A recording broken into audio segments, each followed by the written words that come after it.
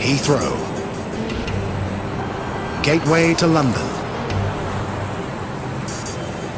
No airport on Earth does more with less. 1,400 flights a day. 63 million passengers a year.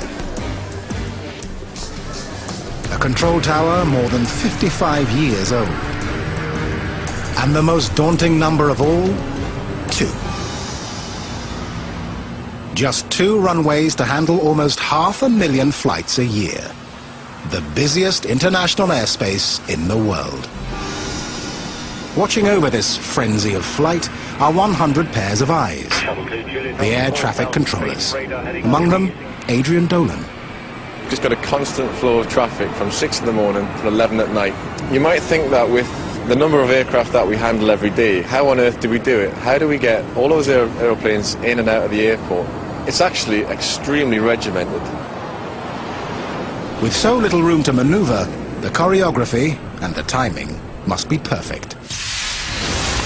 With only 2 runways, Heathrow dedicates 1 to landings and 1 to takeoffs. At most airports, when 2 planes take off in the same direction, the margin of safety between them must be at least 2 minutes.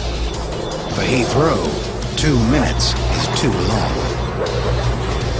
They're forced to follow a more complex pattern. By alternating takeoff directions, Heathrow closes the gap, and their performance is legendary. On a sunny day, once wheels leave the tarmac, the next plane follows as quickly as 45 seconds later. That gap is called the Heathrow Minute. The same precise planning controls landings. 30 miles out of Heathrow, inbounds are routed into 4 corkscrew holding patterns called stacks. Planes enter a stack around 15,000 feet. After a series of descending spirals, they exit at 7,000 feet. As one leaves, the rest descend 1 level, and a new plane enters the stack. 10 miles out, planes from all 4 stacks are vectored into a single line for landing.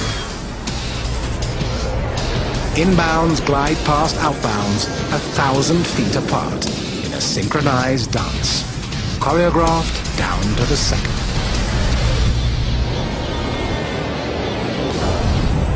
And that's what it's all about. It's all about maximum tuning all the way down to the very end, very fine tuning. So in that way we can pack as many airplanes into the landing runway as possible. So all we've got to do is just land them, vacate them, constant flow of traffic. To orchestrate takeoffs and landings takes the tightest of choreography.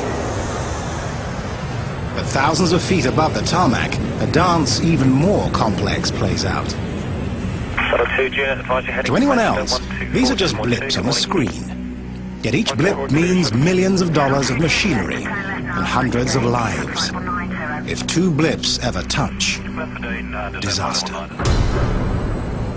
August the 27th, 1997. Another cloudy day in London. A Virgin Express Boeing 737 misses its approach to Heathrow. The tower turns the aircraft onto a northwest heading for reapproach.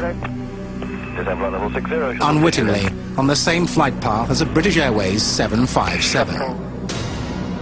In the clouds, neither plane sees the other. Suddenly, the tower catches the mistake and reroutes the planes, but not before they pass within a whisker of each other. A mere 200 feet, a split second from disaster. The fate of every blip in the sky rests with the air traffic controllers, the men and women of ATC. ATC is the eyes of the City of London. There's always 2 or 3 sets of eyes watching any one plane at the same time. The best view of Heathrow itself is from the venerable old tower's observation deck. Restricted to ATC controllers, it offers a rare view of Heathrow's sprawling backyard. We've got this huge city in itself, this airport. It's fantastic. We've got 1 million flights coming in and out of the London area every year. 500,000 of those are using this airport alone. And when you come to work first thing in the morning and you see that string of lights approaching the airport in the sky, and you think about the people all over the world are coming into this city, it's an amazing buzz. With planes racing in from every point of the compass, the challenge is keeping them apart. The radar controller's job is often analysed as a kind of three-dimensional game of chess, where you have things moving horizontally, vertically and laterally with speed. The world's highest stakes game of chess. And this is the chessboard. Delivery, good morning. It's Shuttle 2 Juliet. The airspace above London extends from 2,500 feet above the ground to 60,000 feet. Shuttle 2 Juliet, climb level 140. Climb level 140, Juliet. Horizontally, it covers more than 6,000 square miles. 10 times the area of the city itself. On this three-dimensional highway, aircraft are separated two ways, with 5 miles of horizontal distance or 1,000 feet of vertical distance. Below 24,000 feet, the airspace around Heathrow gets so busy, the horizontal gap narrows to just 3 miles. Sound like a lot of space? It's not. Violating this safety gap is the aviation equivalent of tailgating, except it happens much faster. At 500 miles an hour, the plane covers 1 mile in 7 seconds. In the unfriendly skies above this megacity, the rule is, keep your distance. And our job then is just basically to make sure that the space between those aeroplanes is maintained. If it reduces, we take action. Shuttle 2 Juliet, turn left heading 335. To take action and avert disaster, you need room to maneuver. And Heathrow is using every inch. We have 1,350 flights in and out of the airport every day. That's 500,000 a year.